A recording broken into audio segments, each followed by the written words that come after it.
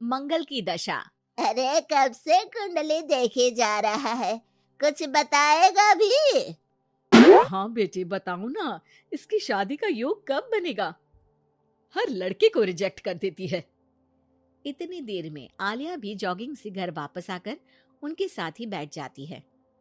अरे आशीष भाई, आप, मुझे सुबह से ही लग रहा था कि कुछ अपशगुन होने वाला है। देखिए, आप आ गए। मुझे तो उस लड़के के लिए अभी से बुरा लग रहा है जिसे तेरे लिए कुर्बान होना पड़ेगा, बेचारा। वैसे आप इतने बड़े ज्योतिषी बन गए, लेकिन अभी तक कुंवारे हो। क्या बात है? ग्रह योग नहीं बना रहे या कुछ और बात है?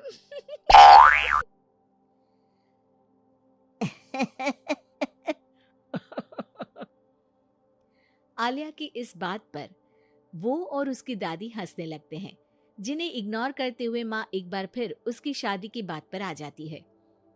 बेटा, इसकी बात का बुरा मत मान। तू ये बता कि दिक्कत क्या है? अरे मौसी, सबसे बड़ी दिक्कत तो इसके जिद्दीपन की है, बाकी मंगल भारी है।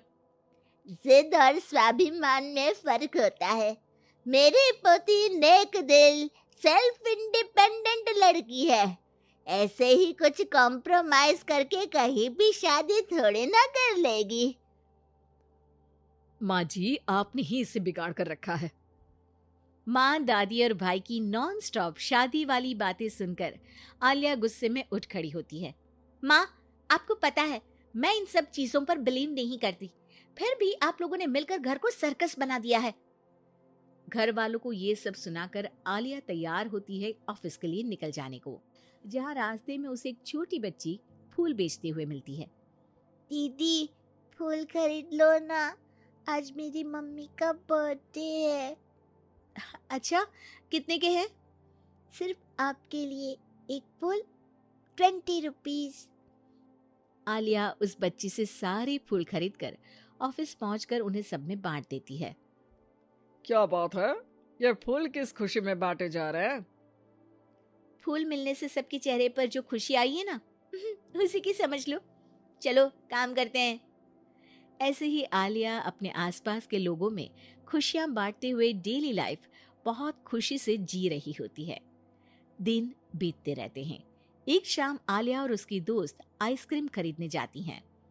भैया, 2 चॉकलेट आइसक्रीम देना।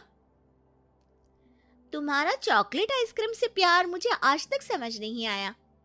आइसक्रीम लेकर आलिया की दोस्त तो वहां से चली जाती है, लेकिन जैसे ही आलिया जाने लगती है, तभी एक जरूरतमंद बच्चा उसके पास आता है। दीदी, आइसक्रीम खिला दो। आलिया बिना कुछ सोचे अपनी आइसक्रीम उसे दे देती है। ये सब देख वहीं खड़ा देव आलिया के पास आता है। आप उसे पैसे भी तो दे सकती थी।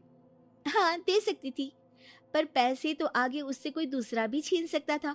लेकिन इस आइसक्रीम को खाकर उसे जो खुशी मिलेगी ना, वो कोई नहीं छीन पाएगा।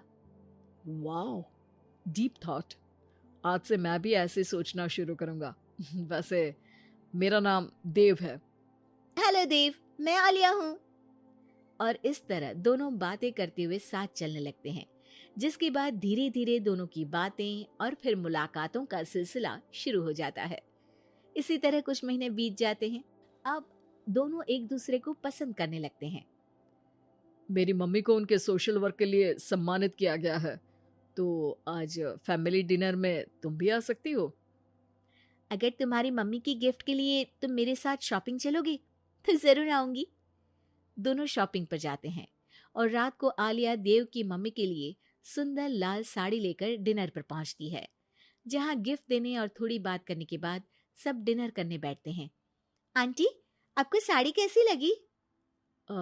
ठीक है, मतलब मैं एक सोशल वर्कर हूँ तो ज़्यादातर सोबर कपड़े ही पहनती हूँ।